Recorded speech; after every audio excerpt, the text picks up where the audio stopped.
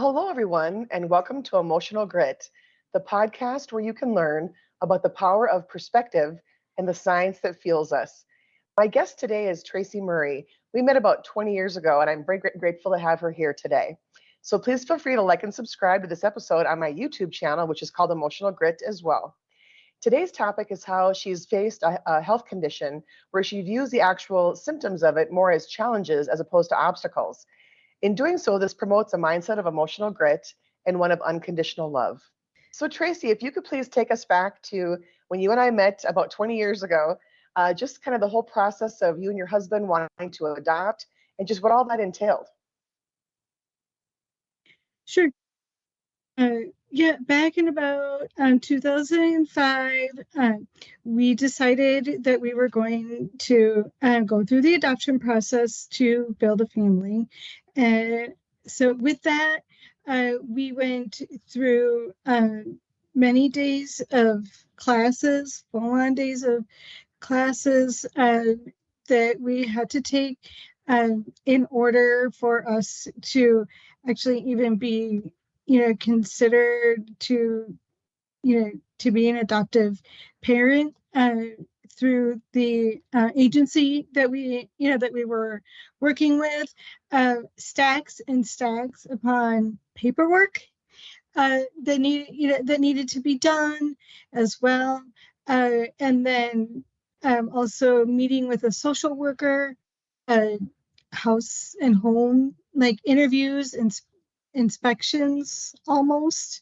Getting the house even ready for the social worker to even come, which was really nerve-wracking because What were some of the things? What were some of the things you have to do to get your house ready? Well, I think we probably went a little overboard, but we wanted to be sure that that there wasn't going to be anything the social worker found that was going to say, oh no, these people are unfit, because they really were approving you to be a parent and making sure that there was space for the child, and that the child was going to have a room and space of their own to once you brought a child home, well, what is that home going to look like, feel like? And so, they do come and do I get what I will call a home inspection. Which is so interesting because I'm willing to bet that an ample amount of space here in Minnesota is probably a lot different than if someone lived in Manhattan and their apartment's the size of a postage stamp. So yes. I'm sure it's very subjective, but and from what I remember, weren't there also certain considerations when potentially looking into adoptions from other countries, like things that just surprised you? Certain countries you had to be a certain age, even. They would certain countries wouldn't take individuals, or couples, whatever, that were under 30 years old. Wait a minute, they would only take people who were under 30? No, or who weren't, and you had to be 30 or over or older. Which is, again, very interesting because I think back, I mean, I was born in the early 70s and my mom was 21. She got married when she was 19 to my dad. It was just, times have just changed. So it's interesting how with that just perspective changes as well, I guess. Yes. Absolutely. So I just find it really interesting, as well as because the social workers, like I said, is really approving you to be a parent. Well, any other person that isn't going through the adoption process doesn't have to get approved. Exactly. Be a parent, so it's a lot of ups and downs, and not knowing what things are going to happen at some point, and scheduling all those home visits even before and then even after. When you bring the child home, you had to have a certain amount of home visits as well to make sure the child is adjusting well, and things like that before you even can go to and get the adoption formalized. Wow. Go to the court and get the birth certificate with whatever they name, whatever you had chosen their name to be, and and with your names as the parents, you know, as well. So that was a good nine 9 months Wow. process, because we brought her home in March and we didn't finalize until December. Okay. So, was it with most of the organizations or just one in particular where you had to put like a profile in a book for the biological Um, parents to review? well, the one we worked with, we in particular, we had to do that, but I, I'm guessing that most have something, similar to that. It's called a Waiting Families book. Okay. And so what you do is, um, you just kind of put your story in of your life and into pages, and about why you want to adopt, and what kind of, even a little bit of like what kind of parent you might even be. What are you gonna things that you're going to make sure the potential child experiences, and where do you live, where is this child going to grow up, and you know all that kind of stuff. So yeah, I think it was they limit the number of pages just so you don't submit 20 pages. I think it was like maybe Okay.4 pages or But something, and to your and then you submit that and it goes into the waiting family book, and then okay. you wait. So to your point earlier, it's so fascinating how in everyday life, there's no like apply for a permit or whatever to have a kid or and to go No. through some kind of a application process and what have you. But with adoption, I mean, yeah, it's a lot different and pretty intense, and one where you'd have to be It very is. patient because things could take Yes. a while, and then you have the ups Hmm. and downs of potential disappointments and not wanting to get your hopes up with certain things and what have you. Absolutely. Yes. So, what was the story behind the people who had pointed out to you, hey, there's this little girl who would love to be adopted, who you ended up adopting? How did they happen to Yeah. bring that to your attention? So when we got this notification, I was actually out of town. I was visiting my brother and his at the time in New York. It was over President's Day weekend, so it was really cold in New York. And my one of the days, my husband just called me and said, "We just got this email about a, a baby that is up for adoption." And I said, "What? Really?" I mean, I was out of town, so who knows? Like, I don't, it was, uh, and the the notification came from another couple that was in the waiting family book as well. But there was a particular thing that they had noticed um, in my profile and in this baby's profile. Okay. So with the baby, it's my understanding that hers involved a certain health condition called Turner syndrome.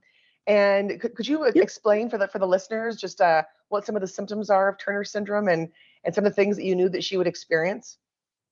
sure. Well, the two biggest things are short stature and infertility. Um, Okay. so those are the two biggest things. There can be a whole host of other things. There can be, you know, problems with the heart or a heart condition, with the aortic valve in particular, um, and that sometimes individuals could even have issues with kidneys or their thyroid. There's They call it a syndrome because it's a collection of all kinds of different characteristics. Okay. Um, and And so that yeah, so and and some people have many, and others have, less. Okay. of the characteristics. And I remember when I had interviewed you for the book that I wrote about emotional grit, that you had mentioned that with Turner syndrome, there's also the potential for, I'm not sure if it's spatial relations or what have you as it relates to math. Wasn't there Yep. something about like geometry and how that might be a challenge for people who have Turner syndrome? Yes. So yeah, it's called visual spatial like impairment. And so yes, the math, when you try to put shapes into, the mixture of whatever you're trying to learn, even if it is, kind of with an algebraic equation, but you're trying to put a shape together, say with that equation, or are doing a geometric proof, but you're trying to prove some sort of uh, shape. uh, that can get very, very difficult for certain individuals. Some not as much as others. There's obviously, as with anything in life, there's a range. Yeah. But yes, so geometry with the visual spatial impairment can be very, very tricky. Oh, and, absolutely. Well, and it's and I think not geometry is a challenge anyway. yeah So, and it's not that, these individuals with Turner syndrome can't learn it. It just takes them a bit yeah, longer to really work through and understand the concepts. right. So, whether it's from the academic perspective that you just mentioned to what you said earlier about the potential for a certain heart condition or different things, and the shortness in stature and just and potential hormone issues, knowing all that, I know that when I had talked to you before, you mentioned that I knew that there might be times where this little girl, as she grew up, would possibly doubt herself, where she might think, why can't I be what's deemed to be normal, whatever Mhm. whatever that means, why can't I get more confident about myself?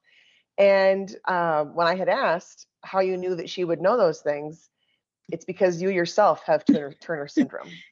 Yes. And I'm thinking that Yes, that I must have do. been what those people noticed when you were making your book, and then seeing the profile, as far as learning about the baby, that it's the same thing. And I think what a beautiful, beautiful idea, just very, very selfless as far as knowing that, what, you could now pay forward what you learned through your experience and what you continue to learn through your experience for somebody else. So Yes, it's a absolutely. beautiful story. So once you Thank you. actually you talk to your husband, you're in New York. He got the email about the little girl, who you obviously Yeah. went on to name Rihanna. Yep. But what happened after he mentioned the email? So he went and did his normal. My husband went into his normal like deep dive research. Right. Okay. He's a very, very intense researcher, and so really what he did was made sure that there really was a baby, that Yeah. there really was a child, because unfortunately with adoptions there are a lot of scams. um, Mm, that's and sad. so he went to, he did his thing to make sure that there really was a child, especially because she, um, the listing was um, really from a completely different agency than we were working with, because Okay. it was a completely separate state, Nevada. Uh, and so, that obviously added a layer uh, of things to, make sure that, this really was real, legit, Legit. whatever, yeah, whatever you want to say. And so, yeah, he said about um, researching and ensuring that this really, there really was a baby. And once he did that, he obviously contacted the agency where the baby had been placed through, and talked to and I think also kind of verified the agency through the Nevada, Department of Children and Family Services kind of thing, as well.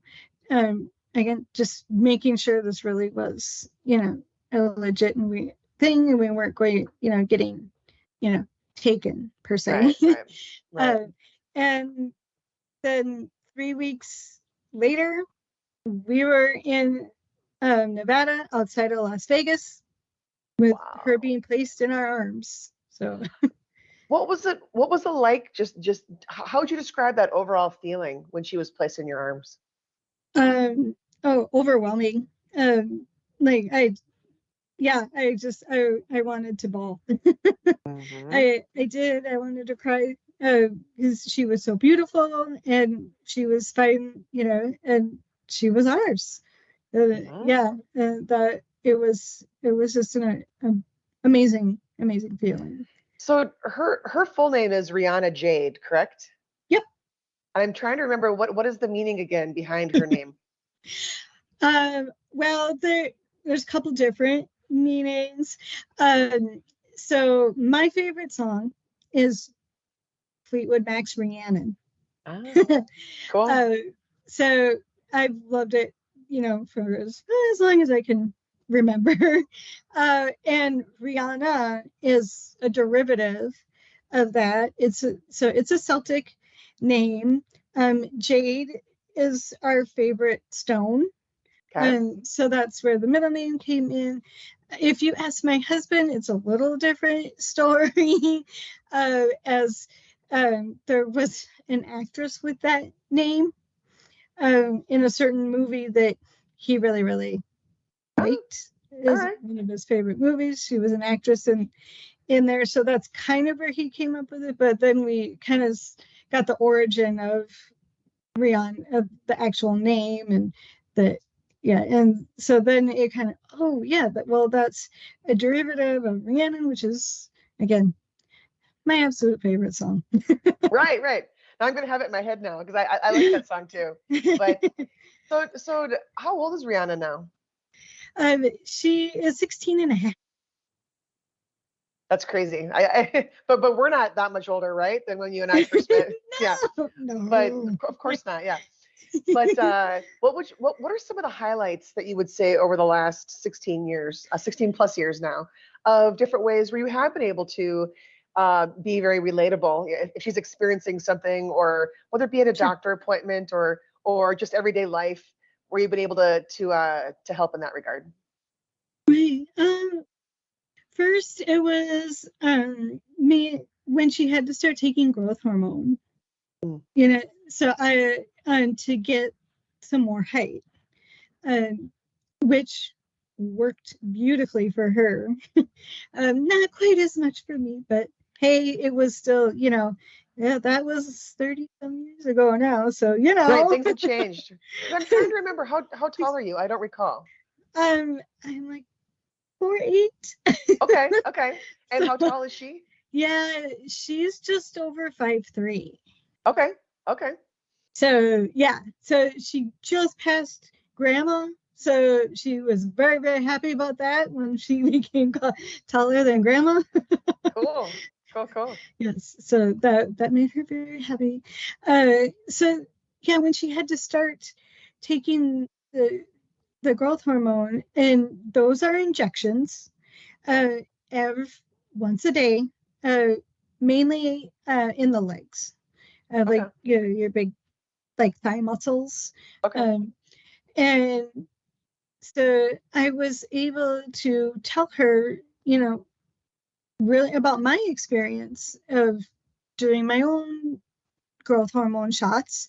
Um, you know, when I was about her age, I was a little older just because of the timing and how old I was at this, and where they were at with things. Uh, and so I had to use like the uh, insulin needles and syringes, and she got to use these ones that are almost like a um, they call it like an injector pen. Like, and you just like, push a little thing, and then it injects the medicine right into you.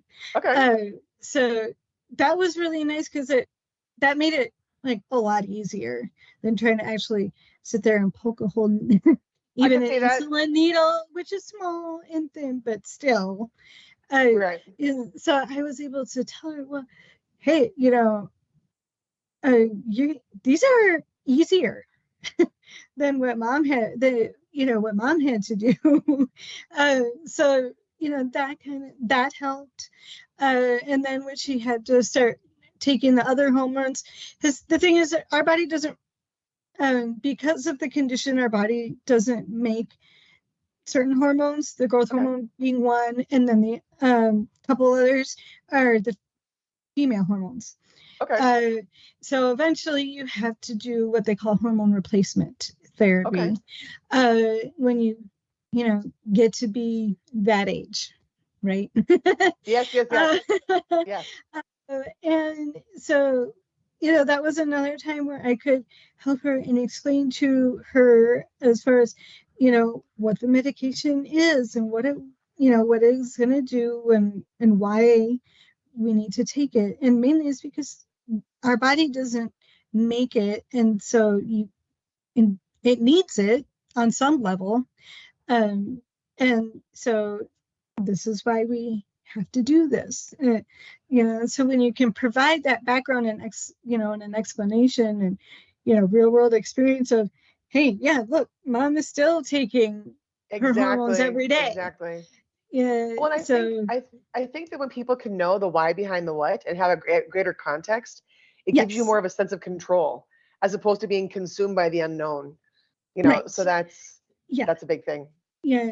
She's very big about knowing Hmm. and making sure she understands the why. Yeah, she does not like the unknown so much. Not that I can anybody really understand that. does, but Yeah, right, right. So is there anything about Turner syndrome that you would say is like a misconception, just as far as like the general public's understanding of what it is, or is there anything that's out there that you want to try to correct for people? well, shortens your life because it doesn't. Yeah, You know, yeah, um, are there some that have more critical conditions and maybe haven't made it quite so well? Of course, but again, that's in life, right? There's a spectrum. Some, have very critical and serious conditions, and others it's not, as prominent. Uh, yeah. but I think a lot of people when they hear, oh, you have this genetic disorder, no matter what it is, no Yeah. matter what it is, that oh, that shortens your life, or that there are Okay. going to be things that you can't do. I would rather concentrate on what I could do, as Right. opposed to Oh, what you, yeah, may have limitations absolutely. on, I you mean, know? I guess, do I have to be very particular about what car I drive? Sure, because I have to make sure that I can see out of Yes, it and yes, right and be able to reach things and reach the pedals and yes. everything. But I can drive, you Yep, know. yep. So and Rihanna can even, um, doesn't even have to be as picky about the cars, because she's taller. And so she can see more and bigger and better than I can, out of certain cars. Right. And uh, so that was actually a big thing for me to make. I really wanted and was hoping to make sure that uh, she wasn't going to have such a difficult time, Yes. finding a car and driving and things as I did. Can I drive? Yeah, but no, I can't drive every single car, but Yeah, and but I there's would have. been but there's some that I can, and Right. so it's all good.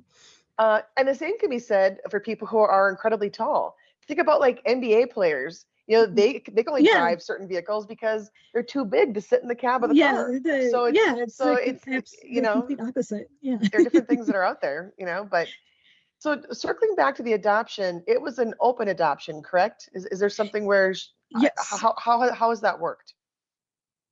an open adoption, it means that we, as the adoptive parents, and her as the adoptee, and the birth parents do know each other, Okay. and we have met, and so it wasn't a closed adoption, meaning records sealed. You Right. can't know who the names of the birth parents, and things like that. So um yeah, we have their names, we've met them, we know who they are. uh and Rihanna does have a certain level of a relationship, as her birth mother is still living outside of Las Vegas, and so it's not like a visiting, Right. really, Right. on the weekends kind of thing or whatever. Yeah. But you know, but they do text every so often, um, and we've traveled to Vegas a couple different times, so that you know she can see the birth mother, or her birth mother, I should say. um, and there's also a couple of birth siblings that she has in Las Vegas, outside of Las Vegas as well. Uh, Cool. so she has an oldest sister and an older brother, uh, that both live in that area, and so she has been able to see them a couple of times. Cool. She's actually quite close with her birth brother, and they talk all the time. That's great. Yeah, they That's text, they okay. FaceTime, um you know all the quite a bit. So that's good, even though she's not, like, doesn't have a sibling in the house with us, as she is our only child. uh, but she still has a sibling relation, They're so experiencing some connected. type of sibling, Mm. you know relationship. That's So fantastic. yeah, and I feel that that's good. They talk about, like, the adoption triangle. So you have the adoptee, you have the adopted parents, Yep. and then you have the birth parents, makes a triangle. And when all of those things can come together and actually make the triangle, it makes for a more whole, well-rounded situation and individual, especially for the adoptee. Um, Well, and the thing is, for that to even be possible, it's something that you and your husband had to be comfortable with as well. So I just yeah. think that your story is very incredibly selfless. I just think it's fantastic that, I mean, if Rihanna wanted to, she could go online and look up knowledge about Turner syndrome or knowledge about adoption.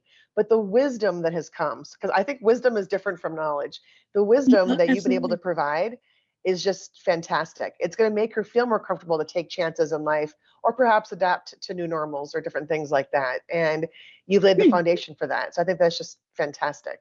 Well, But thank you. is there anything that I have missed? Anything that you want to call out, whether it's from the adoption experience you've had, or Turner syndrome, or anything to that effect that you want to close with? Well, yeah, and uh, even now, because Rihanna knew from, basically, day one, we never hid that she was adopted, and we never hid that she had this genetic disorder. But she will talk about, oh, well, when I adopt you know, my child, or or my kids, uh, you know, I want to name them this, and Cool. uh, Very you cool. know, so we have always been, very open about everything, That's really. great. So that, yes, she can be knowledgeable, and in turn turn it into, you know, wisdom. It took her, like, 30 seconds basically to say, yes, this couple can adopt our child, because they saw in my profile, and they knew that the baby had the same thing, and they're like, well, again, who better, right? Right. Absolutely. Absolutely. Well, thank you so much for being on the podcast today. I appreciate it. And for those Well, of you you're who are very welcome. listening, thank you for listening. As I mentioned earlier, the YouTube channel of mine is called Emotional Grit. So please feel free to like and subscribe and to watch additional episodes as well. But thank you, Tracy, and thank you, listeners.